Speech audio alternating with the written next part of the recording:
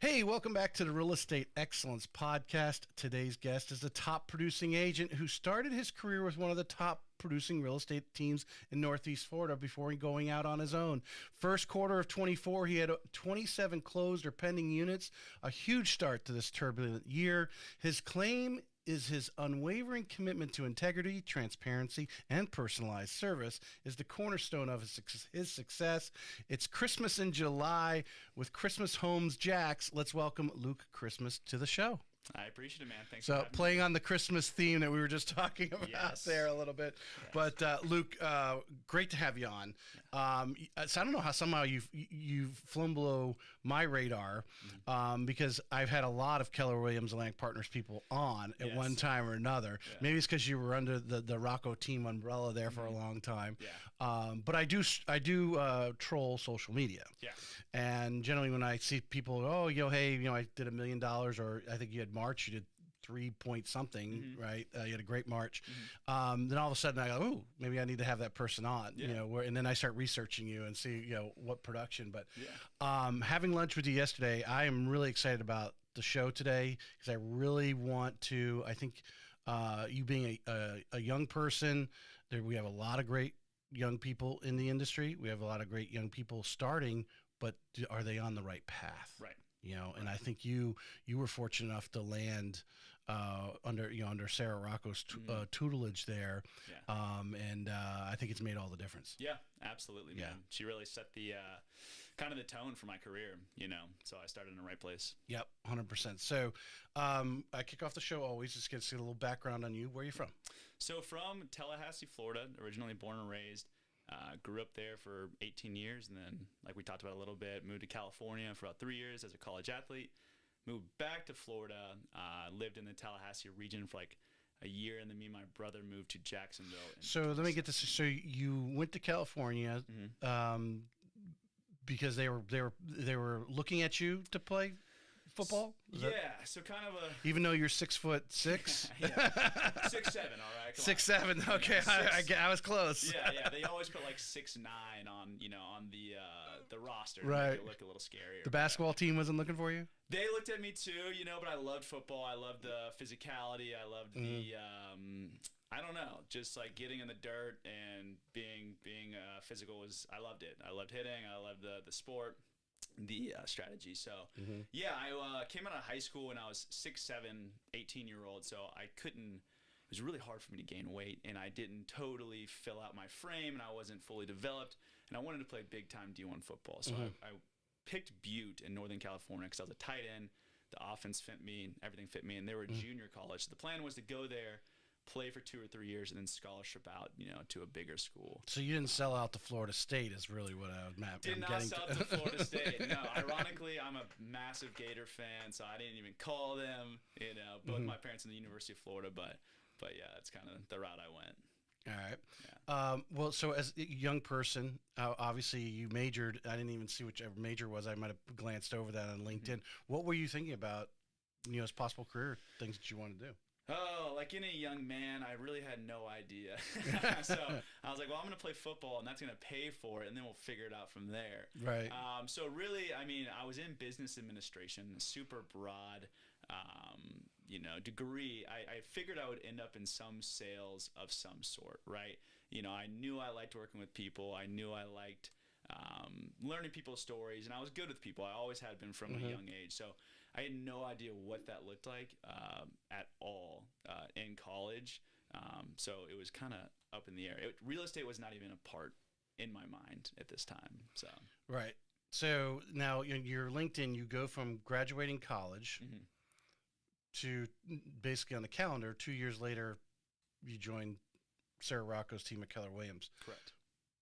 Just kind of fumbling around for 24 months. What'd you do? Yeah, it's a good question. So I had a lot of fun. So I suffered a couple injuries in football, which ultimately took me out. Concussion, spinal things going on. So that's what took me out of that path. I moved home and was really just trying to figure out what I wanted to do. Still continuing with my degree. And then me and my brother were like, where do we want to move? We're living on a family farm at this time. in a very, very small town in the Panhandle of Florida. I was like, okay, I can't do this forever. You know, Right. where do we want to go? So we kind of threw out Orlando, Jacksonville, whatever. I was like, hey, Jacksonville has a beach. A bunch of my friends are in grad school there. It looks fun. Let's go there. Right. And that was sheerly the motivation. Moved to Jacksonville, and I'm in the service industry, bartending weddings. I worked for Beachside Buggies down at the beach, you know, just having a great time, surfing. And then life changes occurred. Figured out I was gonna be a dad, and I was like, okay. Oh, Yes, wow. big change. I was like, okay, all right, I can't bartend and raise a child anymore, so something has to change now. So at the time, I was getting my real estate license, not for just to have it, really, just for the knowledge. Right. I had no anticipation of getting into real estate full time. I didn't even know people did real estate full time. I thought it was just like Was something it that kind of a friend threw you in that direction, or where did the actual thought though come up? Not really. Oh, actually, I guess, yeah, a friend at work. When I was bartending, I knew a friend at work, and she did real estate on the side, and she would do like, one deal a month maybe. And I was like, wow, like she's making like $50K a year off one deal a month. I can do that, and that's some extra income, right? Right. And then through Beachside Buggies, I met Russell Nicholson. He's now the team leader down in St. Augustine. And Russell's like, hey, come talk to me. I was like, okay. So I met Russell, and Russell kind of showed me what he was doing in the world of real estate. He was a buyer's agent for Sarah at the time. And I looked at, how much money he made. I was like, okay, that sounds good. Let's do real estate. So really, I mean, it was just, at this time, it was just, hey, this will provide for my family. It's a good amount of money. This will work. And he introduced me to Sarah at that time. I'm going to pause just for a second. For some reason, your camera is freezing up, so I'm just going to disconnect it and reconnect it real quick here. No worries. Let me just do. All right. And if I do everything right, share camera there, reload it here. Mine's coming in fine. For some reason, this one. Sorry, everyone. Good. All right, we'll get there. Okay. No, it's not.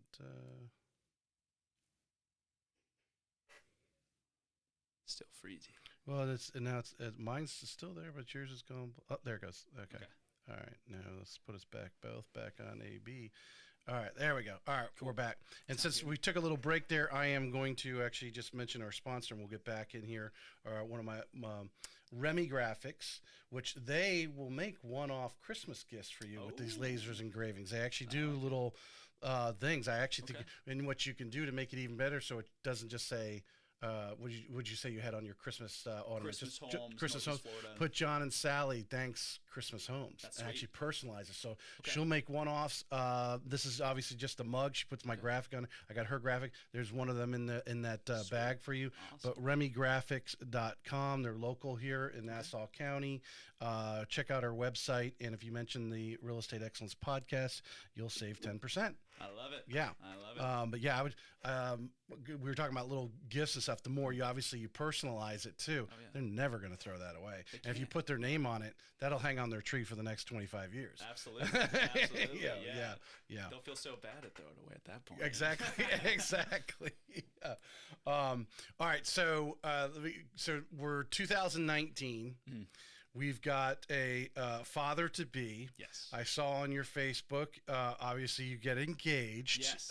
There. Correct. All this time, in between the baby and engaged, you are getting licensed. Getting licensed, yeah. Pretty stressed out at this time. I have a certain amount of money in the bank, and I'm making bartender money, which isn't going to support a family.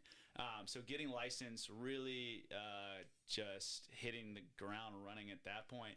And I'm a terrible test taker. So believe it or not, I had to take the real estate exam 3 times, the state exam. Mm-hmm. So take it the first time, totally confident. I was like, I passed that. Fail it by 2 questions. Take it the second time, I was like, yeah, I failed that. Fail it. Take it the third time, I was like, I definitely failed that. Pass it. And ended up getting licensed, I think, in August of 2019. Because there's you have to wait was it 30 days? I think it was 30 days. Yeah. You have to take, and then after so many times, you have to wait a year or something, don't you? If you fail I was stressed. You're stressed on the year waiting part. Yeah. So, how do you run into Sarah Rocco, or did you actually talk to anyone else? How does this actually happen? You get linked up with her? Yeah. So working at my job, Beachside Buggies, which is a blast. Literally just a taxi service down at the beach, is a great way to meet people. Which is how I met Russell Nicholson. He was part owner of that company at the time. Mm-hmm. And I knew he was in real estate, so I asked him. I was like, "Hey, I heard you're in real estate. Love to talk to you about it." And he's like, "Yeah, talk to me." So me and him had lunch at the Southside office, and he kind of showed me what he was doing.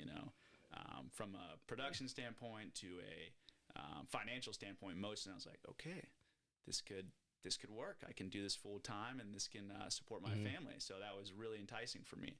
So he ultimately introduced me to Sarah at that point, because he was Sarah's only buyer agent, I think, at the time. So that's how I got linked up with her. Okay, so he was already with Sarah himself. Yes, okay, all right. Correct. One of the things I think we talk about a lot on the show is the importance of finding that right place.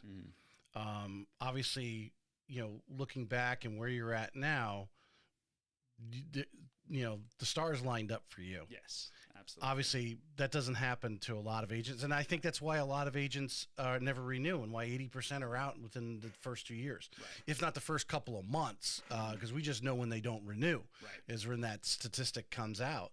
The importance of finding that place, and obviously that place worked for you. Not saying that others wouldn't have worked, and you may have been able to match up with any other broker, and just because your personality, your go-gettiness, your entrepreneur, whatever characteristics you wanted to, how you describe yourself, you may have been successful anywhere, because there are agents that are like that. Right. But I think, as we know, 80%, it's not. Right. And matching up and finding,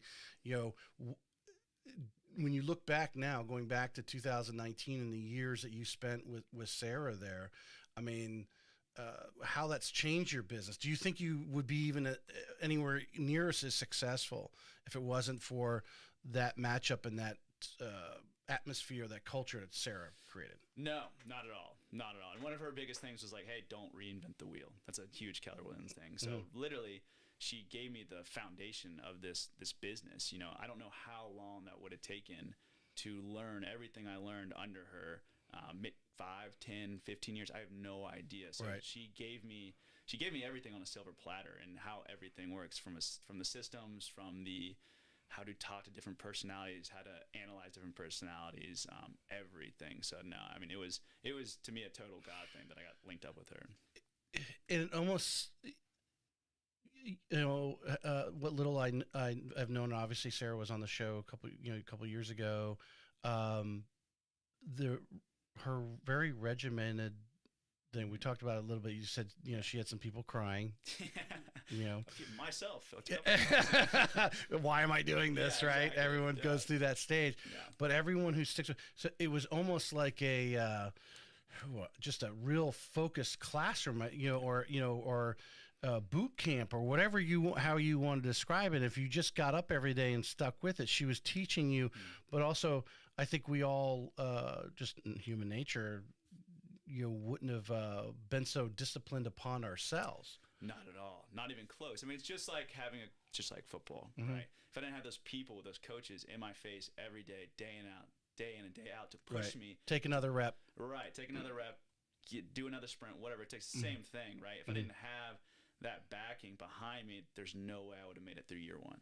No way. Without her and Samantha Cox, for sure. Both pushing me every single day. Right. There's no way. Teams is a big subject. I was at a mastermind last month. It's a fairly consistent subject that I talk about, because when you talk about a team, there's many different ways to describe it. We were talking a little bit about yesterday, whether it's Melissa Ricks at Keller Williams. We know Christina Welch, Sarah's, the late Sarah Rocco's team, which team is still active today. And CC Underwood, just named 4 teams right there that are all Keller Williams Atlantic partners, are all done differently. Right. And I think they take on somewhat of the personality of obviously the leader, as obviously they're doing it the way they want to, but Sarah's team was just so unique in my eyes. When you look at the other, you've been out there long enough now, you've seen whether they're with Keller Williams or Coldwell Banker or wherever, how these teams are run. You really start to probably appreciate what she was doing. Oh yeah. Yeah. Absolutely. Yeah. It was compared to what I've seen, every team is run differently. Every team gives different value and gives different opportunities, but she ran such a tight ship. Mm-hmm. Like at most teams that I see her, it's like pretty much like, hey, we're just here together and we're gonna have fun. Kind of thing, you know. Yeah. It's like, well, you can have fun all you want, but if you're not producing, it's not very fun. Yeah, the fun ends at some Exactly. point. Exactly. You still have to produce to have the fun. The sun comes up the next day, and you're like, I have no money in my pocket, This and isn't fun at all. where am I? Yeah, I appreciated the regimen. I appreciated the structure. Yeah. You know, obviously sometimes it got on my nerves and we butted heads and things like that. But no, I mean, like I said, I mean, it really set up, you know, the expectations I needed to set for myself for the future after the team even. So Let's talk about some of those foundational things that obviously you still do today. You know, Samantha said, you know, talk about your time blocking. I imagine that something's Sarah, you know, everybody was on some sort of schedule that they were creating. But yeah, go through like the core things that you are doing today that you took right, you know, from being on the team. I mean, day one when you went out on your own, you were already, this is what I'm doing. Yeah. I mean, there's a few things, and time blocking is one of the biggest things, right? So when I was on the team every Sunday before, like, I forgot what time it was, 6 p.m., you know, we had to send our full calendar for the next week to Sarah, right? So she could analyze it and make sure we're doing everything. If it's not on the calendar, it doesn't exist, right? So I kept that moving into as a solo agent, and when I was a productivity coach for a little bit, was every Sunday or Saturday prior to the week, time blocking every single thing that I had to do the next week, starting with the things that are most important to me, which is time with my family, church, and my quiet time, and my health, right? And then next would come business and things like that. So something I'm passionate about and still do today. And, you know, when a new agent approaches me and they say, hey, how do I close 10 million in a year or whatever, I'm like, let me check your calendar. And they're like, okay. I'm like, does this look like someone that closed 10 million a year? And they're like, no. And I'm like, all right. So she's literally had you from the time you wake up. Yeah. You know, whether it's, you know, 30 minutes to get ready, shower, or whatever, that's on your calendar. Every single thing. Every single thing. Yeah. I'm not perfect. Sometimes I get sloppy. Yeah. Things get busy. Life gets to you. But I try. Well, that's really not the, I mean, the point of it is not to, the point of it is that you're consciously thinking or being reminded you need to be doing this now. Right. Exactly. And I think people, if they did the schedule, the first thing is like, oh, well, what if I go over it? That's not the point. Right. The point is you are focused on these things because you know you got to get something done by the end of the day or end of the week, whatever it is, and you got to spend so much time on it. Exactly. Yeah. Exactly. And understanding, like, you know, I used to tell her all the time, hey, I'm so busy. I can't get anything done. I'm so busy. And she would say, let me look at your calendar. And I'm like, she's like, what is all this white space? What's going on here? I'm like, I honestly don't even know. She's like, all right, here's what I want you to do. Take all the hours a week and then tell me what you're doing with each, you know, set of hours. She would literally make me take every hour in the week, like sleep, you know, 8 hours a night, eat an hour a day, whatever it might be. And then always I would have like 40 leftover hours. She's like, where are these 40 hours going? I'm like, I have no idea. She's like, all right, time block better. And I'm like, okay, sounds good. Wow. Yeah.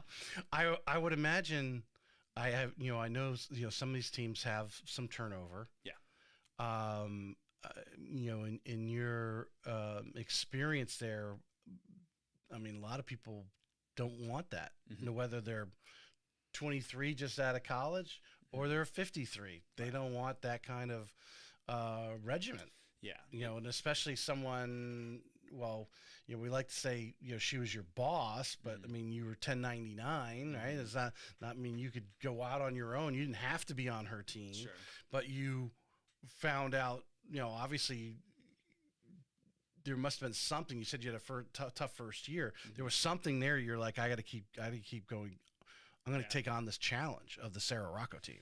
Yeah. Well, it was mostly just becoming a father, you know, and like that's all. That was the only option. There was I didn't have a plan B. I didn't have a plan C, which was not a good thing. I probably should have had a plan B and plan C, but that I was willing to feel the burn, you know, because of that. You know, it was life or death. It was, you know, that's what I tell. I make that joke all the time. You didn't have the time to change jobs. No, I didn't have time to change jobs or teams or start a new process. So again, like young guys ask me, like, how did you like do this and this in 2 years? I'm like, well, you just got to get your girlfriend pregnant.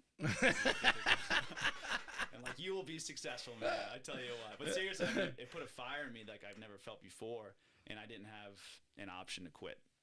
So that was, you know, a very painful time in my life and very stressful and hard.